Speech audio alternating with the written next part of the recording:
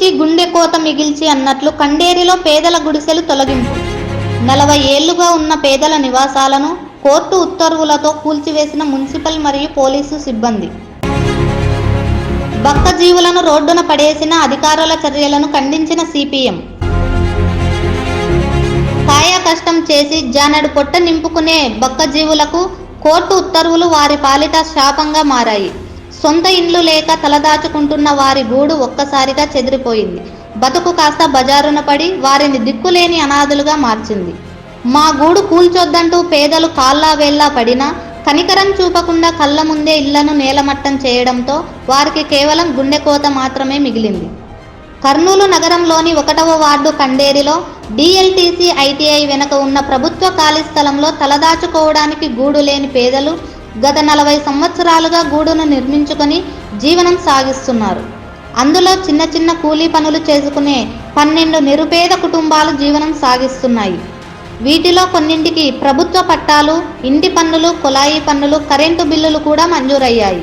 సాఫీగా సాగుతున్న వీరి జీవితాలను చూసి మండిపడి ప్రభుత్వ నిబంధనలకు విరుద్ధంగా కొట్టాలు వేసుకున్నారని, వాటిని తొలగించాలని కోర్టును ఆశ్రయించడంతో ఈ మేరకు కోర్టు గత కొద్ది రోజుల క్రితం ఉత్తర్వులు ఇచ్చినట్లు సమాచారం. అయితే ఇక్కడ పేదలకు ఎలాంటి ముందస్తు సమాచారం ఇవ్వకుండానే శనివారం తెల్లవారుజామున 6 గంటలకే భారీ ఎత్తున మున్సిపల్ అధికారులు, పోలీసుల బలగాలతో కండేరిలో ఘటనా స్థలానికి చేరుకొని జేసీబీలతో కూల్చివేసే కార్యక్రమంలోకి దిగారు. బాధిత పేదలు తమ నివాసాలను కూల్చొద్దని నెత్తి నోరు కొట్టుకుంటూ కాళ్ళ వేళ్ళ పడినా వారి ఆవేదన అరణ్యరోదనగానే మిగిలింది. ఎలాంటి ముందస్తు సమాచారం లేకపోవడంతో వారి తట్టాబుట్టా సామాను అంతా రోడ్డుపైనే వేసుకోవాల్సి వచ్చింది. దిక్కులేని అనాథల్లా వారి పరిస్థితి కనిపించింది. ఉన్న గూడు కాస్త కళ్ళ ముందే కూల్చివేయడంతో బాధితులు కన్నీటి పర్యంతమయ్యారు. పేదల గుడిసెలను కూల్చివేస్తున్నారన్న విషయాన్ని తెలుసుకున్న సిపిఎం నాయకులు సంఘటన స్థలానికి చేరుకొని పేదలకు అన్యాయం చేయొద్దని మున్సిపల్ పోలీసు అధికారులతో వాదించారు. సంఘటన స్థలాన్ని పరిశీలించేందుకు కూడా నిషేధిత ప్రాంతం అంటూ అధికారులు వారిని అనుమతించలేదు. వారికి కనీస ప్రత్యామ్నాయంగా ఇళ్లను నిర్మించి న్యాయం చేయాలని సిపిఎం జిల్లా కార్యదర్శి D Ghouse Desai, old city కార్యదర్శి ఎం రాజశేఖర్ డిమాండ్ చేశారు.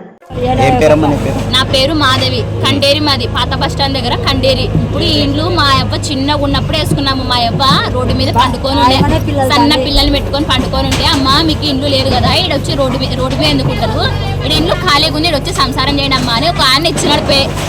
పెద్ద ఆయన ఇచ్చింటే ఇప్పుడు అప్పుడు అందరం బాగానే ఉన్నాము, తల్లి పిల్లలాగా అందరం సంతోషంగా బాగున్నాము. మా అమ్మ చిన్న పిల్లప్పుడు అప్పుడు సంతోషంగా అందరం ఒకరింట్లో ఒకరు తినుకుంటా, ఒకరింట్లో ఒకరు పండుకొని బాగానే ఉంటుంది. ఎప్పుడైతే నా పేరు శంకరమ్మనైతే నేను చిన్న పిల్లని ఇక్కడ నుంచి ఉన్నవాటి ఈ గేర్లో ఉన్నవాటి సన్న పిల్లని.